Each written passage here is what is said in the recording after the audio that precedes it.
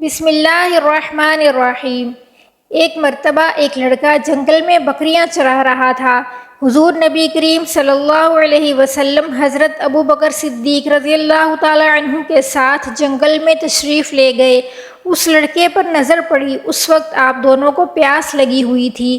حضرت ابو بکر صدیق رضی اللہ تعالی عنہ لڑکے کے نزدیک گئے اور اس سے فرمایا، برخوردار، ہمیں بہت پیاس لگی ہے، اپنی کسی بکری کا دودھ دھو کر ہمیں پلا سکتے ہو؟ وہ لڑکا چھوٹے سے قد کا تھا، اس کا رنگ گندمی اور جسم دبلا تھا۔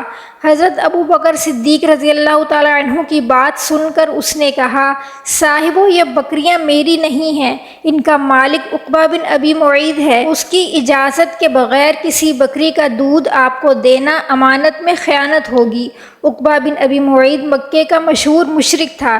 لڑکے کی بات سن کر حضور صلی اللہ علیہ وسلم نے ارشاد فرمایا، صاحبزادے، کوئی ایسی بکری بھی ہے جو دودھ نہ دیتی ہو، یعنی جس نے بچے نہ دیے ہوں؟ آپ صلی اللہ علیہ وسلم کی یہ بات سن کر اس لڑکے نے کہا، ایسی بکری تو ہے، لیکن آپ اس کا کیا کریں گے؟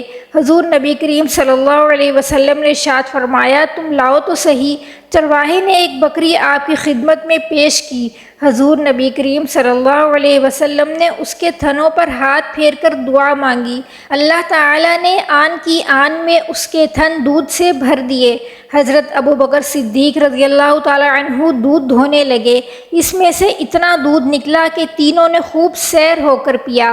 اس کے بعد حضور نبی کریم صلی اللہ علیہ وسلم نے دعا کی تو بکری کے تھن خشک ہو گئے اور پہلی حالت پر واپس آ گئے۔ چرواہا یہ دیکھ کر بہت حیران تھا۔ یہ ماجرا دیکھ کر چرواہے نے حضور صلی اللہ علیہ وسلم سے عرض کیا، یہ دعا مجھے بھی سکھا دیں۔ آپ صلی اللہ علیہ وسلم نے اس بچے کے سر پر دست شفقت پھیرا اور فرمایا، تم خود علم سکھانے والے پیارے بچے ہو، یعنی تم استاد بنو گے۔ اس کا دل آپ صلی اللہ علیہ وسلم کی محبت سے بھر گیا۔ پھر ایک دن وہ لڑکا آپ صلی اللہ علیہ وسلم کی خدمت میں حاضر ہوا اور بولا، اے اللہ کے رسول، مجھے بھی اپنی جماعت میں شامل کر لیں۔ آپ نے اس کی بات منظور کر لی، نہایت شفقت سے اس کے سر پر ہاتھ پھیرا اور فرمایا، تم تعلیم یافتہ لڑکے ہو۔ اس تعلیم یافتہ لڑکے کا نام حضرت عبداللہ بن مسعود رضی اللہ تعالی عنہ تھا۔ حضرت ابن مسعود رضی اللہ تعالی عنہ نے پہلی ہی ملاقات میں محسن اعظم کو پہچان لیا تھا اور پہچاننے کے بعد دامن رحمت میں پناہ گزین ہو چکے تھے۔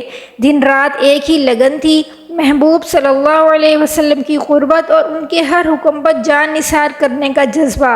حضور اکرم صلی اللہ علیہ وسلم نے حضرت عبداللہ بن مسعود رضی اللہ تعالی عنہ کو اپنے حلقہ خاص میں جگہ دی۔ اتنا بڑا اعزاز تھا کہ وہ جتنا بھی اس پر غرور کرتے، ناز کرتے، کم تھا۔ حضور صلی اللہ علیہ وسلم نے ان سے فرما رکھا تھا کہ تمہیں میرے گھر میں حاضر ہونے کے لیے اجازت طلب کرنے کی ضرورت نہیں، پردہ اٹھا کر اندر آ جایا کرو اور ہماری باتیں سنا کرو۔ حضرت ابن مسعود رضی اللہ تعالی عنہ نے جس وقت اسلام قبول کیا، اس وقت قافلہ اہل حق میں نام لکھوانا کوئی آسان کام نہ تھا۔ مکہ آزمائش کی بھٹی بنتا جا رہا تھا۔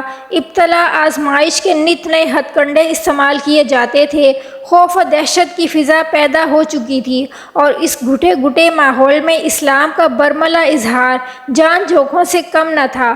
ایسے حالات میں حضرت ابن مسعود رضی اللہ تعالی عنہ نے ایک روز اہل حق کو حیران کر دیا اور اہل باطل کے دلوں پر اپنے ایمان کی پختگی کا سکہ جما دیا۔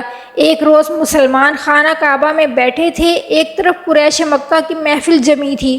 ابو جہل پورے ڈھاٹ سے محفل کی صدارت کر رہا تھا۔ مومنین کی جماعت میں یہ مسئلہ درپیش تھا کہ کون جا کر قریش کی مجلس میں بآواز بلند قرآن مجید کی تلاوت کرے۔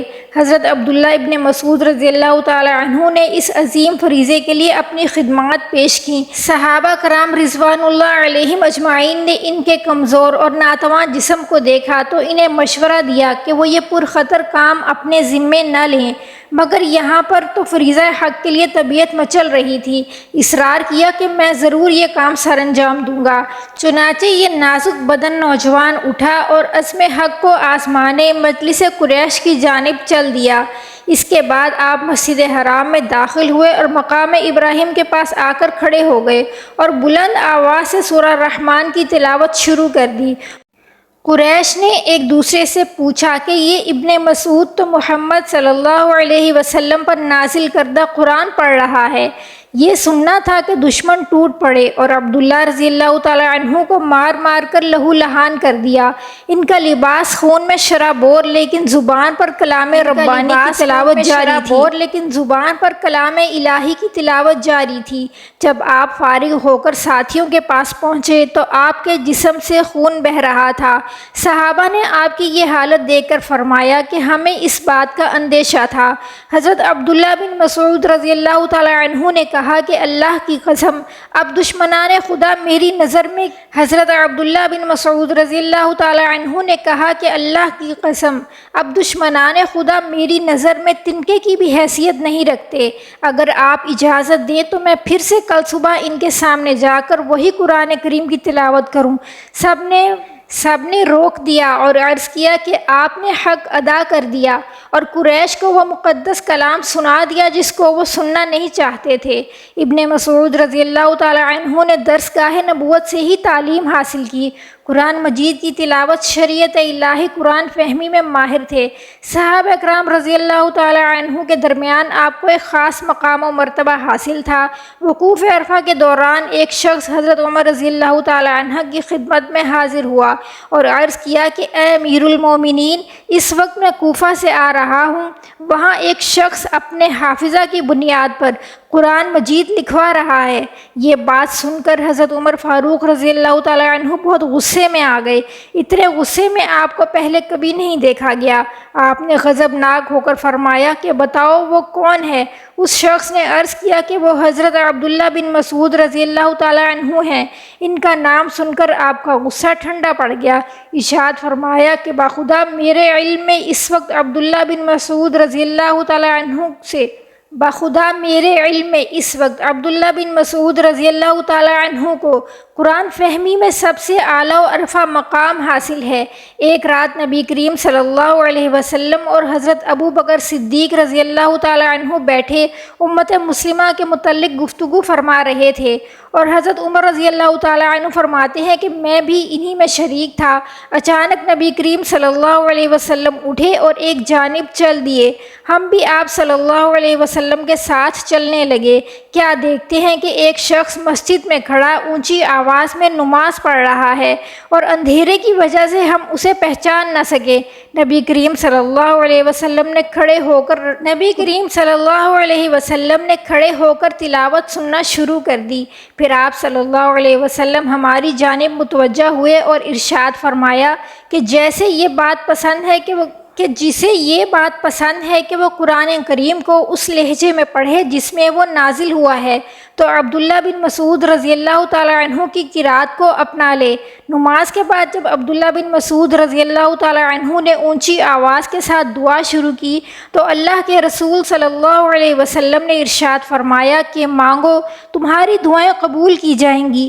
پھر حضرت عمر رضی اللہ تعالی عنہ نے اپنے دل میں یہ ارشاد فرمایا کہ اللہ کی قسم میں ضرور صبح کو عبداللہ بن مسعود رضی اللہ تعالی عنہ کو یہ اطلاع دوں گا کہ رات نبی کریم صلی اللہ علیہ وسلم نے تیری دعا پر آمین کہا ہے۔ فرماتے ہیں کہ جب میں صبح سویرے خوشخبری دینے گیا تو کیا دیکھتا ہوں کہ حضرت ابو بکر صدیق رضی اللہ تعالی عنہ مجھ سے پہلے خوشخبری سنا چکے ہیں۔ حضرت عمر رضی اللہ تعالی عنہ فرماتے ہیں برملا میں اس بات کا اعتراف کرتا ہوں کہ حضرت ابو بکر صدیق رضی اللہ تعالی عنہ مجھ سے ہر حضرت عمر رضی اللہ تعالی عنہ فرماتے ہیں کہ میں برملا اس بات کا اعتراف کرتا ہوں کہ حضرت ابو بکر صدیق رضی اللہ تعالی عنہ مجھ سے ہر نیکی کے کام میں سبقت لے گئے۔ خود عبداللہ بن مسعود رضی اللہ تعالی عنہ اپنے قرآن فہمی سے متعلق فرماتے ہیں کہ قسم ہے اس ذات کی جس کے سوا کوئی معبود نہیں، اس کے فضل و کرم سے مجھے قرآن کی ہر آیت کے متعلق علم ہوا ہے کہ وہ کہاں نازل ہوا اور اس کا شان نزول کیا ہے۔ جب مجھے یہ علم ہوتا کہ فلاں شخص قرآن فہمی کے متعلق مجھ سے زیادہ معلومات رکھتا ہے تو میں اس کی خدمت میں جا کر معلومات حاصل کرنے کی کوشش کرتا ہوں۔ حضرت عبداللہ بن مسعود رضی اللہ تعالی عنہ نے 60 سال کی عمر میں وفات پائی۔ حضرت عثمان غنی رضی اللہ تعالی عنہ نے نماز جنازہ پڑھائی اور جنت البقیع میں دفن کیے گئے۔ حضرت عبداللہ بن مسعود رضی اللہ تعالی عنہ سرکار دو عالم صلی اللہ اللہ علیہ وسلم کے قریبی اور پسندیدہ ساتھیوں میں سے تھے۔ آپ سفر و حضر میں حضور صلی اللہ علیہ وسلم کے ساتھ رہے۔ ابتدائی اسلام میں جب اپنے اسلام کا اظہار نہایت مشکل تھا، آپ وہ پہلے مسلمان تھے جنہوں نے بیت اللہ شریف کے پاس کھڑے ہو کر سورہ الرحمن کی بآواز بلند تلاوت فرمائی اور کفار مکہ کا ظلم برداشت کیا۔ حضور اکرم صلی اللہ علیہ وسلم نے ارشاد فرمایا، قرآن مجید کو ان 4 افراد سے حاصل کرو۔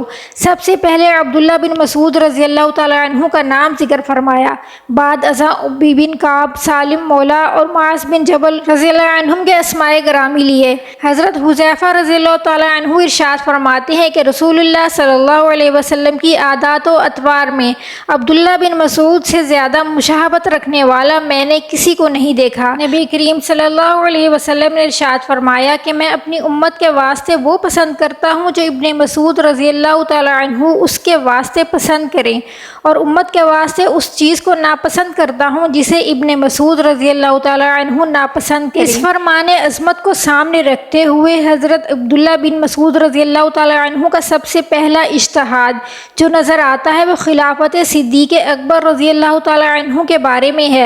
حضور اکرم صلی اللہ علیہ وسلم کے وصال کے بعد حضرت ابو بکر صدیق رضی اللہ تعالیٰ عنہ کی خلافت کے بارے میں ابن مسعود رضی اللہ تعالیٰ عنہ نے ان خوبصورت الفاظ میں اجتہاد کیا کہ ہم اپنی دنیاوی معاملات کے لیے اس شخصیت کو پسند کرتے ہیں جسے رسول اللہ صلی اللہ علیہ وسلم نے ہمارے دینی امور کے لیے پسند فرمایا، یعنی جس ہستی کو حضور صلی اللہ علیہ وسلم نے نماز کی امامت کے لیے مقرر فرمایا اسی کو ہم خلافت کے لیے پسند کرتے ہیں۔ رسول کریم صلی اللہ علیہ وسلم کے بدترین دشمن ابو جہل کی گردن کاٹنے کا شرف بھی عبداللہ بن مسعود رضی اللہ تعالیٰ عنہ کو حاصل ہوا۔ 2 ننھے مجاہد معاذ اور معوذ رضی اللہ تعالیٰ عنہم نے جب اپنی تلواروں سے ابو جہل کو گھائل کر دیا تو حضرت عبداللہ ابن مسعود رضی اللہ تعالیٰ عنہ کا اس طرف سے گزر ہوا۔ حضرت ابن مسعود رضی اللہ تعالیٰ عنہ کے پاس کارآمد تلوار نہ تھی، انہوں نے ابو جہل کی تلوار اٹھا لی اور ابو جہل کی نظر ان پر پڑی تو وہ ان کے ارادے کو بھانپ گیا۔ اس نے کہا کہ اے حقیر بھیڑ چرانے والے، تو نے مشکل کام کو ہاتھ ڈالا ہے۔